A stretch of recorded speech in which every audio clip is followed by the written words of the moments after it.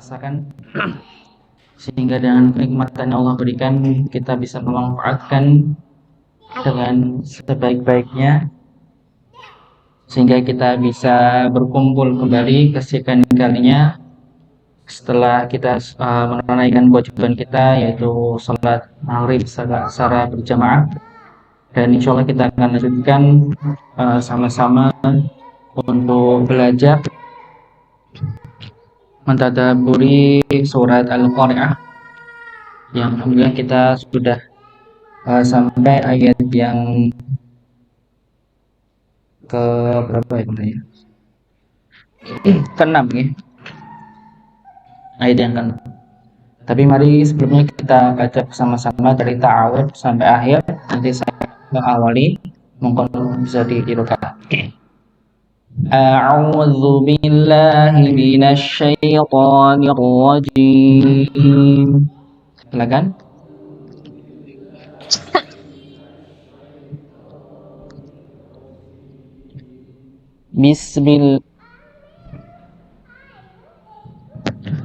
Bismillahirrahmanirrahim.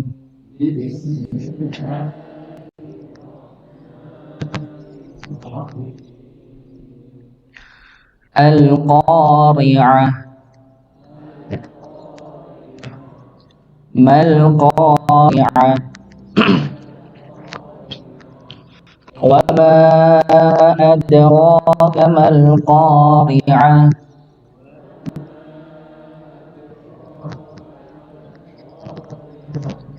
Yawma yakunu an-nasu kal-farashil mabthuth.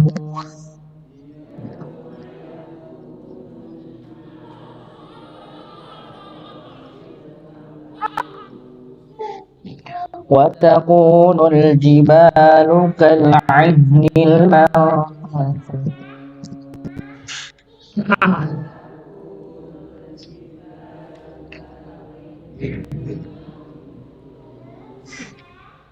فأما من ثقلت موازينه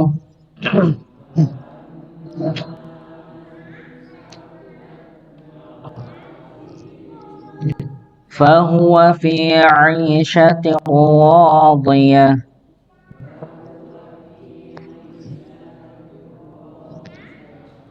وأما من خفت موازينه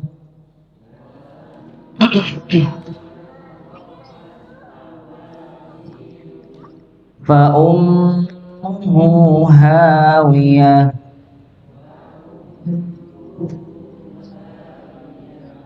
وما أدراك ما هي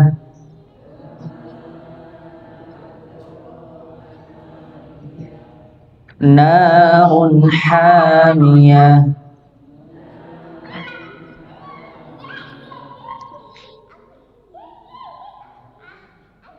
Ya,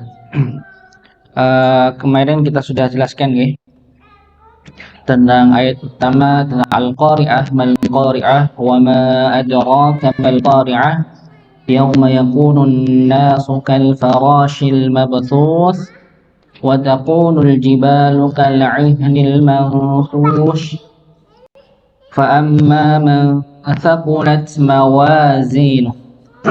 Ya, kemarin kita sudah jelaskan ya.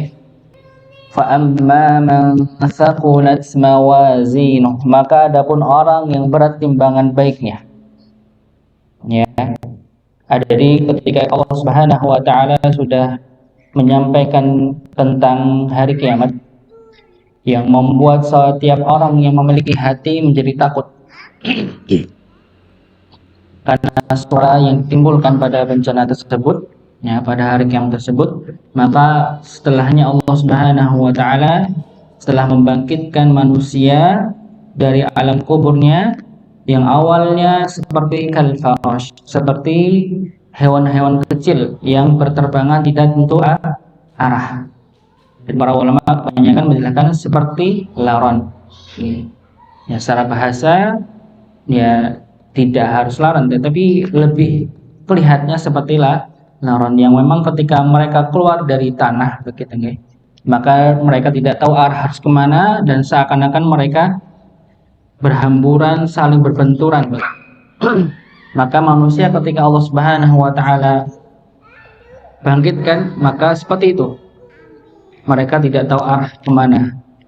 Berikutnya Allah Subhanahu wa taala menjadikan manusia seperti jarad, seperti belalang, yang nantinya ketika mereka sudah tahu arahnya, ketika akan dimulai persidangan, Allah Subhanahu wa taala menampakkan dirinya atau hadir begitu ya. Maka manusia akan berjalan pada satu arah untuk menuju tempat pertimbangan yaumul hisab.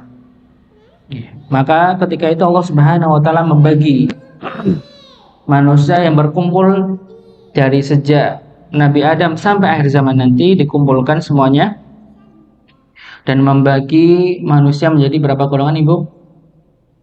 2 golongan. Yang pertama ya sebagaimana disebutkan Allah Subhanahu wa taala, fa amma man thaqulat mawazinuh.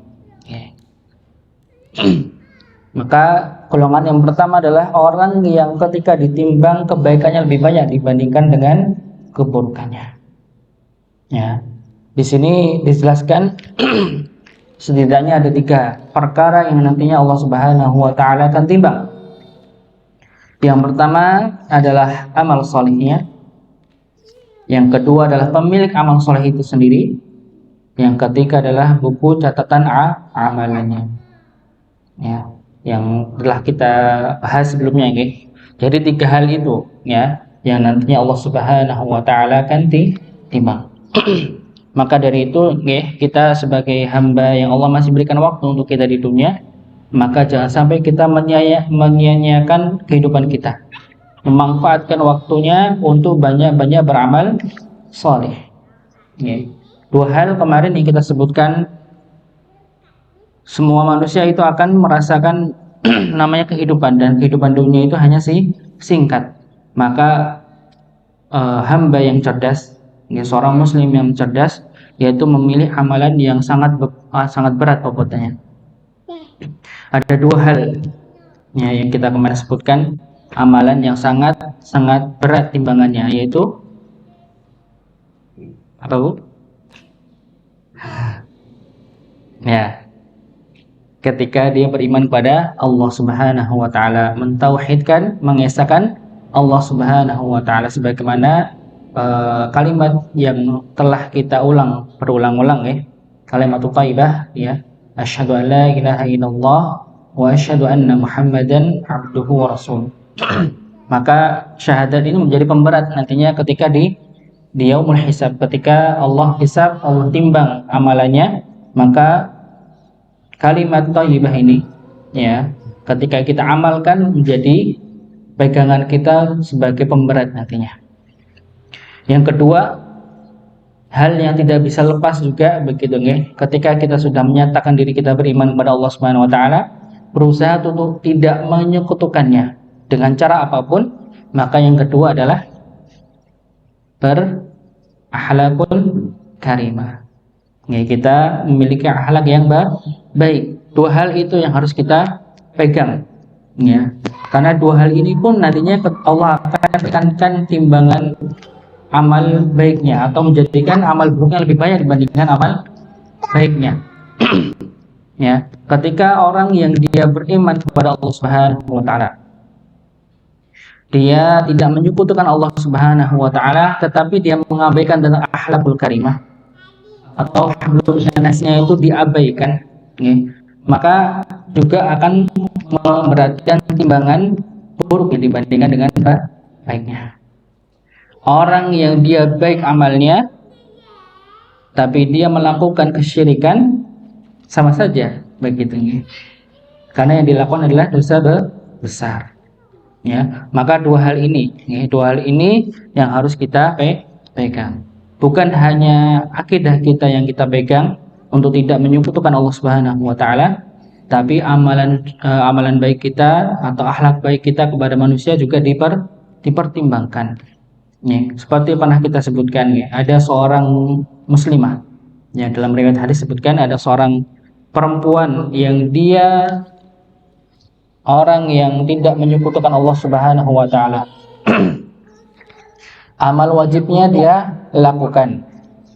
Amalan sunnahnya dia lakukan. Tapi ketika dia bersama dengan tetangganya, maka dia sangat mudah menyakiti saudaranya dengan lisannya, bahkan dengan tangannya. Maka Rasulullah SAW menyampaikan, hiya finnar, dia masuk ke dalam neraka. Padahal amalannya banyak sekali. Okay. Puasa wajib dia lakukan. Okay. Sholat 5 waktu dia lakukan. Puasa sunnah dia lakukan. Sholat sunnah juga dia lakukan. Tapi karena dia tidak memperhatikan akhlaknya kepada manusia, kepada tetangganya, maka Allah jadikan dia sebagai penghuni neraka.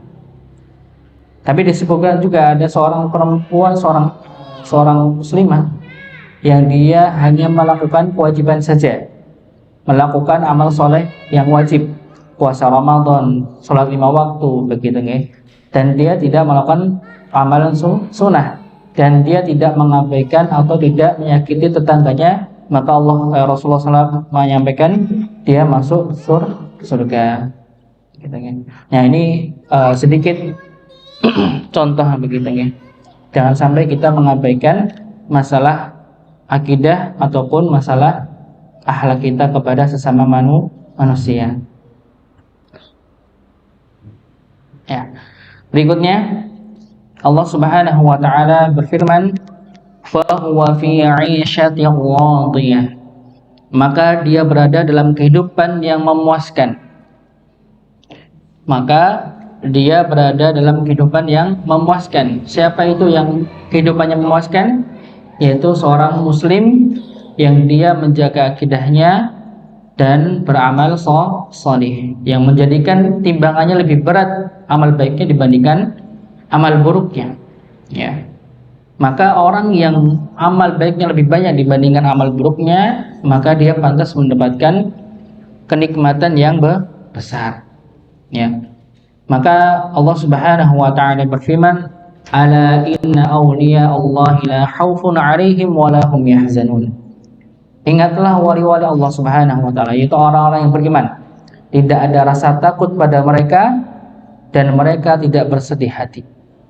Okay. Maka orang-orang yang nantinya timbangannya lebih banyak baiknya dibandingkan buruknya, okay, maka Allah akan masukkan dirinya ke dalam surga. Masya Allah. Okay. Mudah-mudahan kita semua yang di sini Allah mudahkan untuk memasuki surga Allah Subhanahu wa taala. Okay. Termasuk tempat yang kita idam-idamkan begitu. Okay. Kira-kira Bapak Ibu kalau doa minta surga mboten Bu? Pak, atau minta dunia, rezekinya dilapangkan gitu, tapi jarang tanya apa, ya Allah tempatkan kami kepada surga Firdaus misalnya. Ya, ini jangan sampai kelupaan ya Pak ya, sering kelupaan begini. Lebih condong ke dunia karena yang dirasakan dunia saat ini begitu. Tapi sebenarnya kehidupan yang kekal adalah di akhirat. Ya, maka jangan sampai kita melupakan ya untuk berdoa kepada Allah Subhanahu wa taala untuk masukkan diri kita ke dalam surga. Surga itu bagaimana Bapak Ibu sekalian? Masya Allah, ya, surga ini suatu tempat yang tidak mungkin kita bisa bayangkan. Kalau tidak pernah lihat, jelas nih kita belum pernah melihat surga begitu ya. Tapi jangan sampai begitu ya kita membayangkan sama halnya seperti yang di TV-TV misalnya. Sinetron enggak sama, jauh beda. Ya, tidak ada yang bisa menggambarkan surga bagaimana. Ya, walaupun ketika kita mendapatkan baca hadis atau ayat yang berkenaan tentang surga, maka tidak seperti yang di dunia. Ya, dan yang di dalamnya itu hanya merasakan kenikmatan saja. Maka kalau kita makan buah begitu ya, di dunia, maka mungkin misalnya contoh kita makan pizza, mungkin berapa pizza yang bisa kita makan di dunia? Satu sisir, dua sisir, tidak mungkin begitu ya. Paling kalau makan pisang Ambon mungkin satu udah cukup begitu ya, kadang begitu ya. Tapi ketika di akhirat ya, sampai disebutkan ya, orang yang makan buah ketika itu kalau nggak salah pisangnya dimakan ya.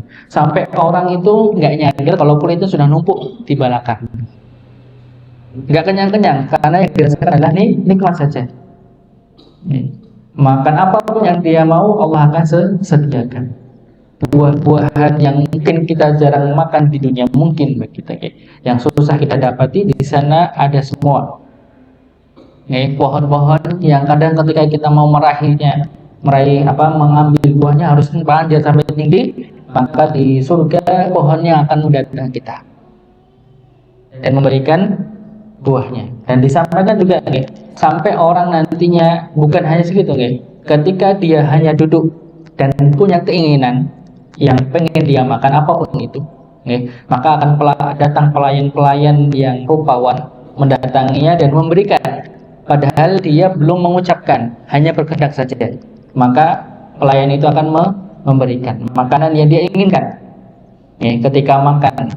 Maka esok harinya juga akan mendatanginya lagi sama dengan makanan yang diharapkan. Maka orang yang tadinya awalnya dia makannya sama begitu maka dia akan bertanya, bukankah ini makanan yang sama kemarin kami makan? Gitu. Maka pelayan itu mengatakan, ya wujudnya sama tapi rasanya beda. Saking yang kita nikmati hanyalah nikmat begitu guys. Semuanya makanan yang kita nikmati, apapun yang kita nikmati, ya itu akan terasa nikmat tanpa ada batasnya. Semuanya bukan hanya makanan, semuanya. Ya, maka disebutkan juga untuk laki-laki khususnya begitu maka dia akan mendapatkan yaitu pasangan dari bidadari.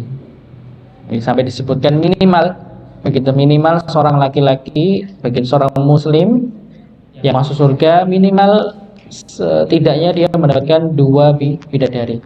Maka disebutkan sampai orang yang terakhir masuk surga yang ketika itu baru keluar dari neraka, ya seorang muslim karena dia masih seorang beriman, tapi mungkin dia banyak dosanya begitu maka dia masuk ke dalam neraka, direbus dulu, digoreng dulu, dibakar dulu begitu, maksudnya dicuci begitu, dihilangkan dulu kotoran-kotoran yang telah dia lakukan selama di dunia.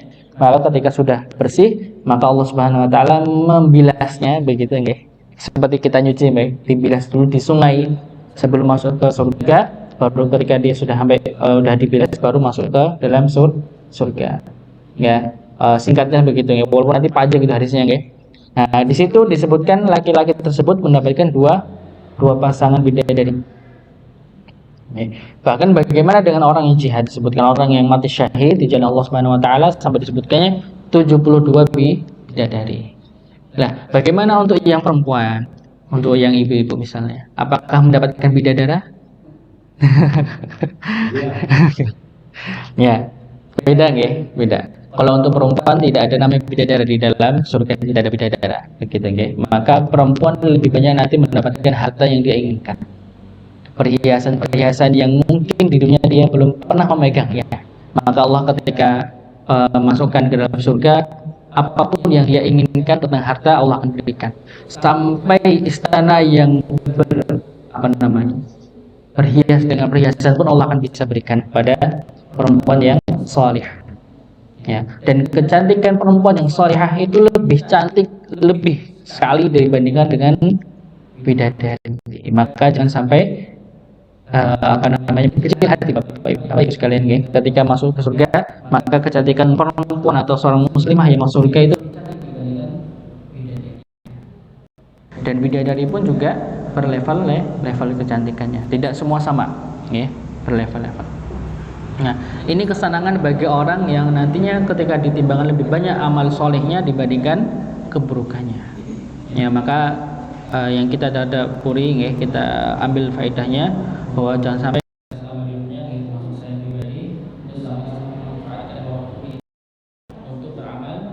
amal soleh sebanyak-banyaknya, sekecil apapun amal soleh yang bisa kita lakukan, jangan memilih saja. Bisa lakukan. Walaupun kita ketika itu dihadapkan pada 2 pilihan yang sama dan ternyata kita timbang lebih banyak pahala pada sisi yang lain, maka boleh kita ambil yang lebih besar begitu nggih. Seperti yang disebutkan nggih, kita cerdas untuk memilih ganjaran atau yang bisa memberatkan timbangan kita. Berikutnya ayat berikutnya, wa amma man khaffat mawazinu. Ya. Dan golongan yang kedua, ini yang pertama tadi kita jelaskan, yang kedua adapun orang yang ringan timbangannya. Timbangannya ringan. Maksudnya apa? Pahala atau ganjar atau kebaikannya lebih sedikit dibandingkan keburukannya. Okay. Nah, ini kita juga perlu pelajari Bapak Ibu sekalian. Bisa jadi naudzubillah, okay. Bisa jadi begitu. Ternyata mungkin kita masuk pada hal ini. Maka kita pelajari yang dimaksud Allah Subhanahu wa taala ini bagaimana? Wa amma man khaffat mawazinu. Dan adapun orang yang ringan timbangan baiknya, banyak keburukannya. Okay. Maka para ulama menyebutkan ada dua hal yang perlu kita ketahui. Yang dimaksud pada orang yang timbangannya itu ringan kebaikannya dibandingkan dengan keburukannya. Yang pertama, orang kafir. Orang kafir. Orang kafir itu apa, Bu? Orang non muslim. Oh ya. Ya sama ya, non muslim orang kafir ya begitu ya. Orang yang tidak beriman kepada Allah dan Rasulnya. Muslim. Begitu ya. Orang yang dia tidak beriman kepada Allah dan Rasulnya. Nah, di sini orang kafir ini dibagi lagi. Jadi orang kafir yang asli, orang kafir yang asli, dan orang kafir yang palsu. Enggak ada orang kafir yang asli, maksudnya apa? Orang yang dia kafir sejak lahir. Dia lahir pada rahim seorang ibu yang dia orang kafir juga. Dan ketika dia meninggal dalam keadaan kafir. Yang kedua adalah orang kafir yang awalnya dia lahir dari rahim seorang ibu yang muslimah, tapi di akhir hayatnya dia dalam keadaan kafir atau murtad. Murtad, keluar dari Islam. Ya. Jadi dua orang ini juga jadi pertimbangan Bapak Ibu sekalian. Bukan hanya seorang muslim saja. Yang pertama adalah seorang yang kafir. Ada kafir yang awalnya dari sejak lahir dia musyrik, seorang kafir. Sampai dia meninggal. Ada orang yang awalnya dia muslim, tapi dalam perjalanan dunianya dia keluar dari Islam. Karena seorang muslim yang awalnya dia beriman kepada Allah dan Rasulnya, dan dia menjadi orang yang kafir, tidak beriman kepada Allah dan Rasulnya, maka ada tiga hal yang nanti dia akan dapati.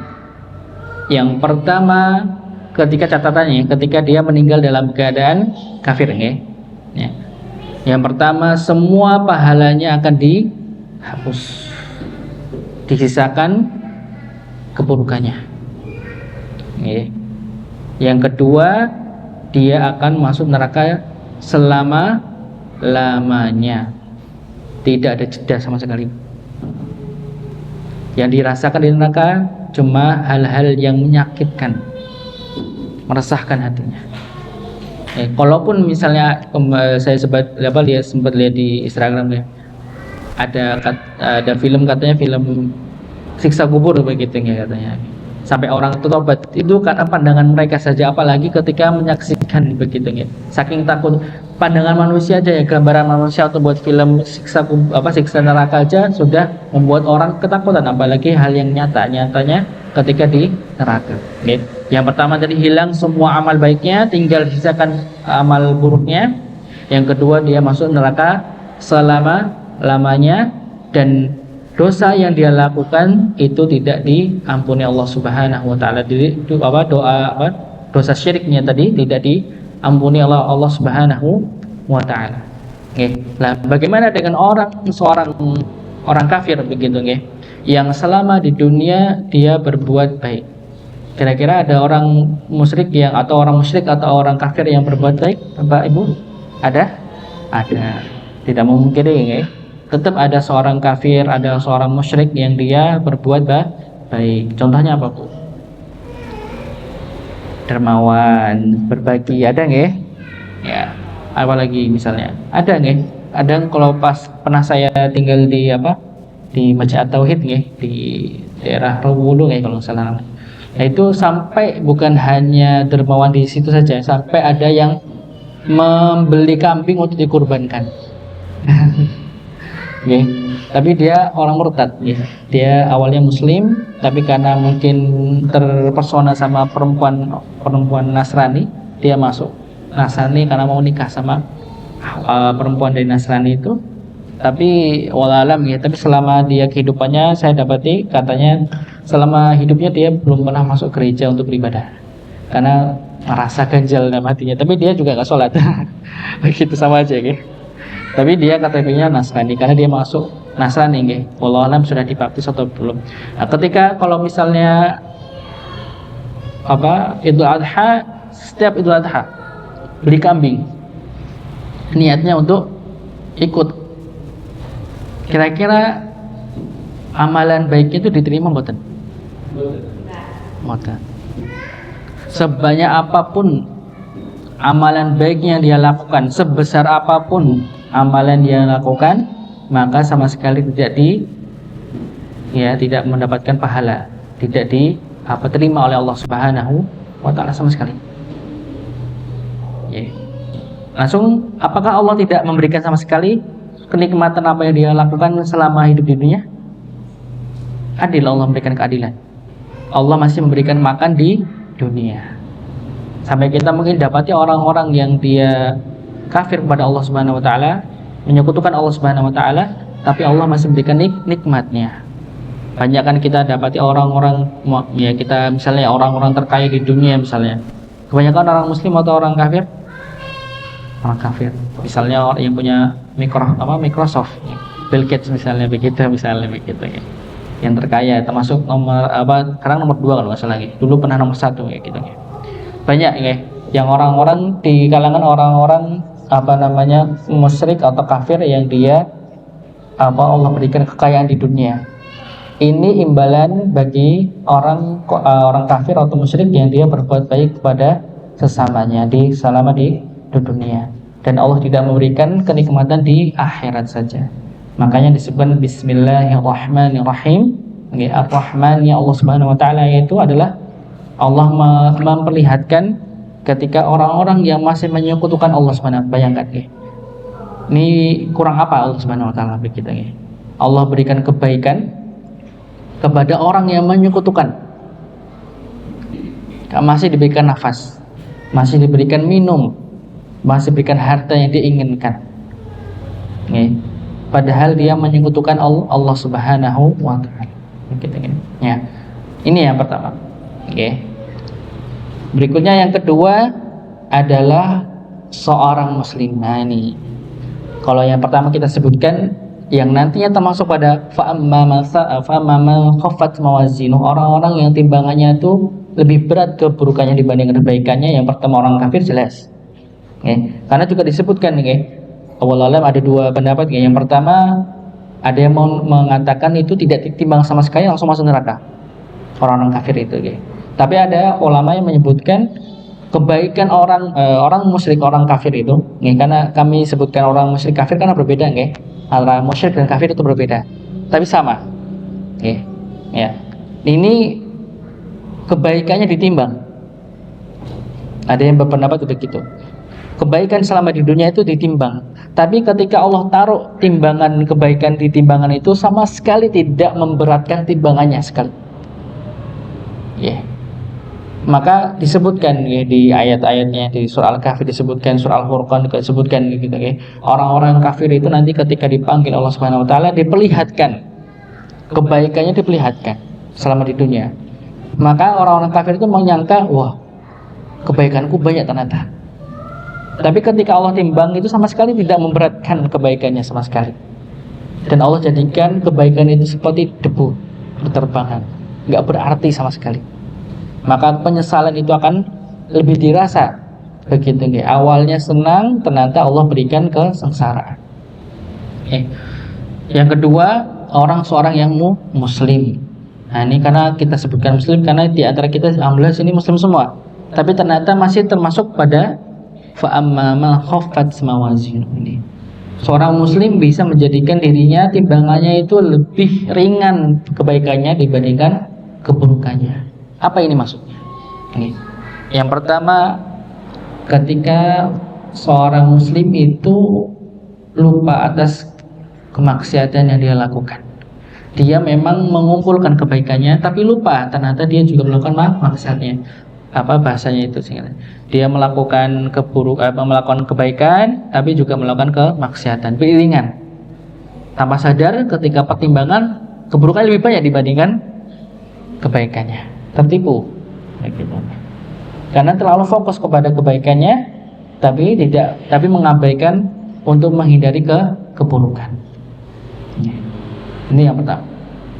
Yang kedua, seorang muslim begitu nggih, yang dia beribadah kepada Allah Subhanahu wa taala sudah bawa pahala. Disebutkan dalam hadis nggih, panjang hadisnya juga disebutkan ada seorang muslim yang dia membawa pahala hajinya, pahala umrahnya, puasa Ramadannya, puasa sunnahnya, sholat sunnah, sholat wajibnya dikumpulkan banyak sekali di hadapan Allah Subhanahu wa taala.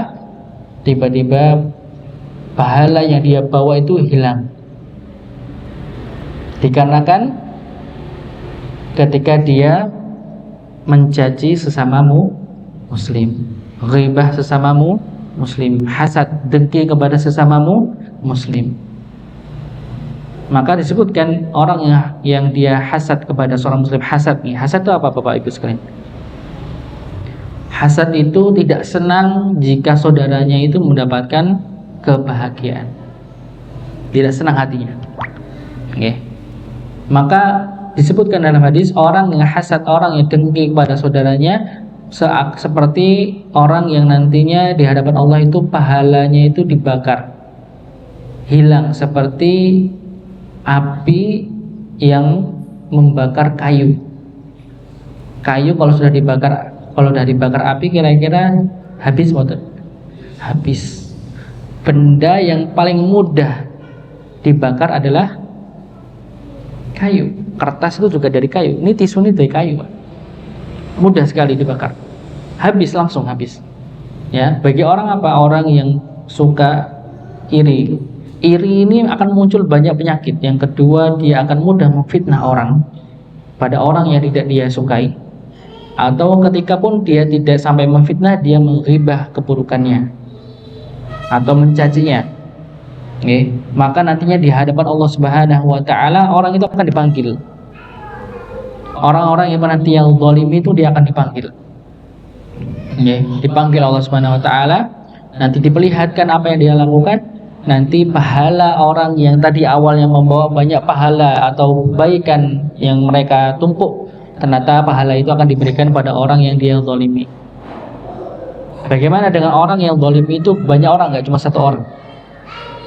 Kalau fitnah begitu ya, kadang satu orang begitu. Ghibah mungkin beberapa orang begitu.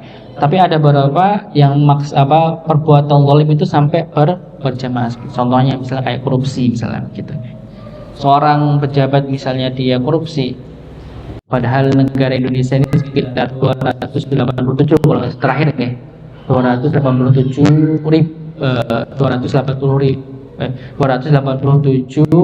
ribu juta.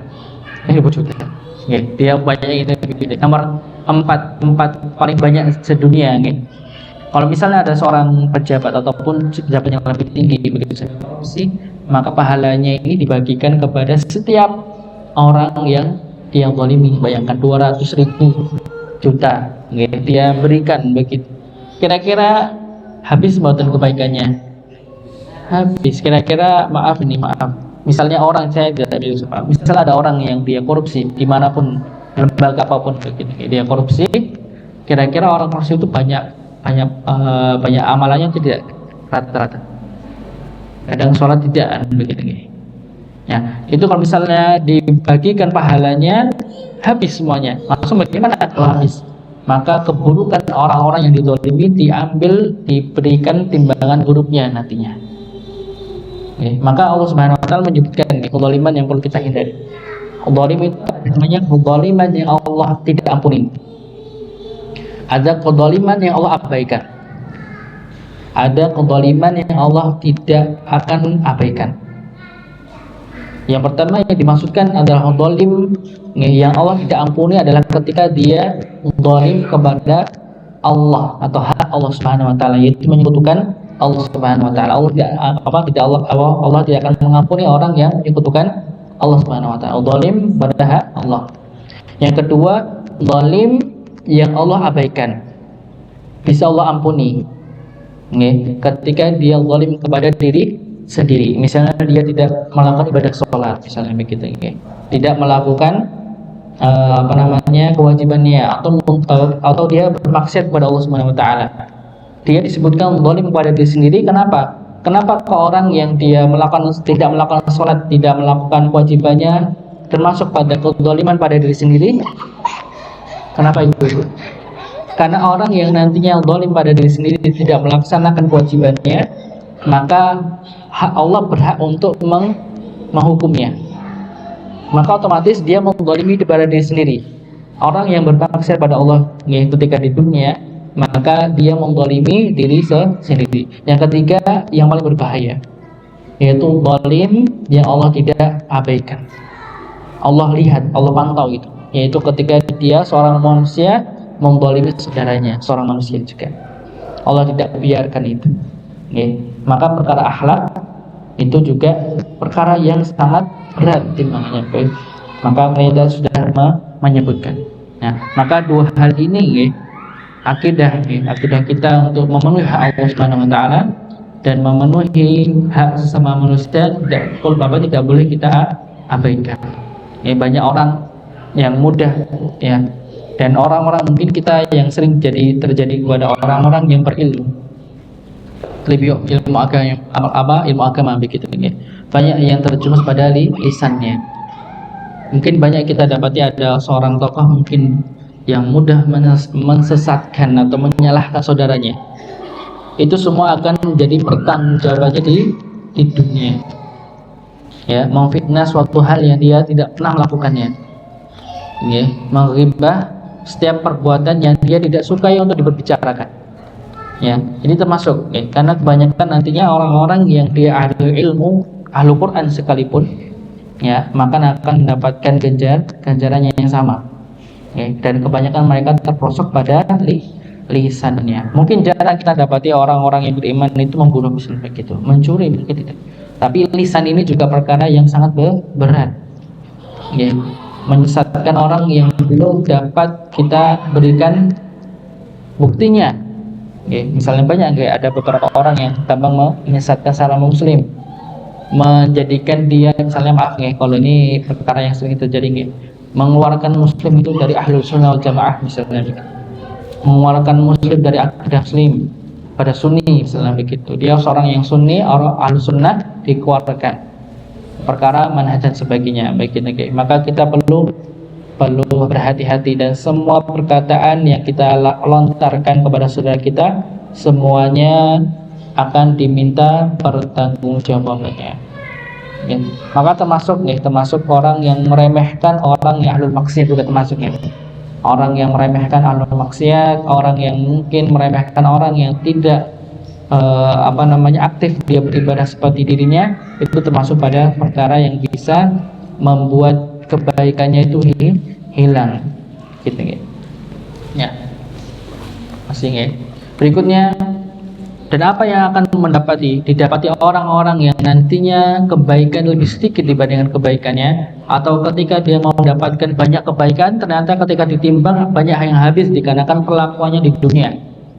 Maka Allah Subhanahu wa taala menyampaikan fa ummuhu hawiyah, maka tempat kembalinya adalah neraka hawiyah. Di sini disebutkan fa ummuhu hawiyah, yaitu ummu ini kalau arti bahasanya ibu, ibu atau induk. Maksudnya apa?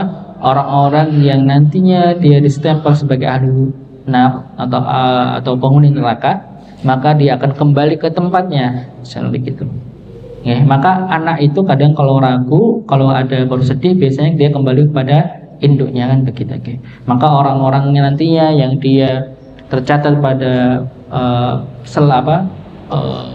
penghuni neraka hawiyah, neraka jahanam, maka dia akan kembali ke ke tempatnya. Walaupun di sini ada dua penafsiran, nggih. Yang pertama tadi, nggih, dia akan kembali ke tempatnya sebagai seorang ahli neraka. Yang kedua, dia akan dimasukkan dalam neraka dalam kondisi kepala di bawah, kakinya di atas, agar nantinya ketika dia jatuh kepala duluan yang hancur begitu. Walaupun nantinya Allah akan pulihkan kembali dan dirasakan hal yang sama. Ini apa namanya, yang dirasakan bagi orang yang nanti timbangannya lebih banyak keburukannya dibandingkan kebaikannya. Maka dari itu kita sama-sama, saya pribadi dan Bapak Ibu sekalian, untuk memanfaatkan di dunia ini jangan sampai keburukan kita lebih banyak dibandingkan kebaikan kita. Mungkin kita belum pernah merasakan neraka begitu, tapi cukup ketika tangan kita sudah dimasukkan ke dalam kompor, gak kuat panasnya udah cukup, itu kita sudah merasakan sangat mengerikannya neraka. Makanya yang terakhir Allah Subhanahu wa taala menyimpulkan wa ma adraka ma hiya, dan tahukah kamu apakah neraka hawiyah itu? Allah pertanyakan begitu. Yang terakhir Allah menyebutkan narun hamiyah, yaitu api yang sangat panas. Maka disebutkan Rasulullah SAW sabda, narukum juz'un sab'ina juz'an min nari jahannam. Api yang biasa kalian nyalakan merupakan sebagian dari 70 bagian panasnya api neraka Jahannam. Api yang kita pakai untuk di dunia ini tidak ada apa-apanya dengan api neraka. Maka sampai Rasulullah yang menyebutkan sab'ina juz'an, 70 bagian panasnya, 70 kali lipat. Tapi biasanya kalau dalam hadis disebutkan 70 kali lipat itu bukan angka pasti. Ini menunjukkan sangat lebih begitu, lebih dari itu begitu, sangat-sangat panas sekali begitu. Api dari neraka. Makanya sampai disebutkan penghuni neraka, penghuni neraka, penghuni surga itu nanti ukuran badan mereka tidak sama seperti ukuran mereka di dunia. Makanya kalau di surga disebutkan penghuni surga itu dia akan sama tingginya seperti kakek moyangnya, yaitu Nabi Adam. Nabi Adam itu dalam hadis disebutkan tingginya itu 60 hasta. Hasta itu seberapa? Ya. Kalau 60 kira-kira berapa meter?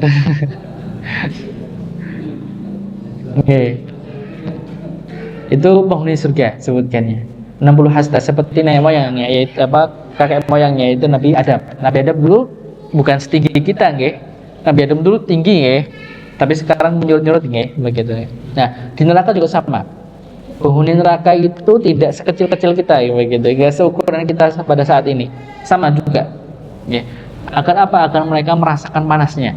Kalau misalnya ini ada penjelasan ulama, menyebutkan bahwa kalau misal pun nanti nggak mungkin kalau ukuran sama ukuran dudunya saat ini begitu, nanti masuk neraka sekali nyemplung habis tuh dah.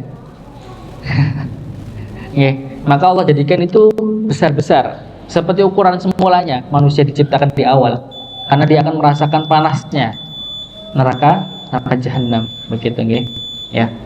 Mungkin ini yang bisa kami sampaikan, mudah-mudahan bermanfaat, menjadikan kita semakin banyak beribadah kepada Allah Subhanahu wa taala.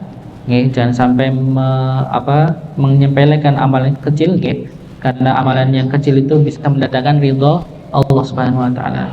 Dan yang kita butuhkan nantinya ketika di yaumul hisab itu bukan keadilan Allah saja. Kalau Allah cuma menampakkan sifat keadilan saja, maka semua kita habis. Amalan kita lebih sedikit baiknya dibandingkan keburukannya. Tapi yang kita harapkan adalah sifat rahmat Allah Subhanahu wa taala.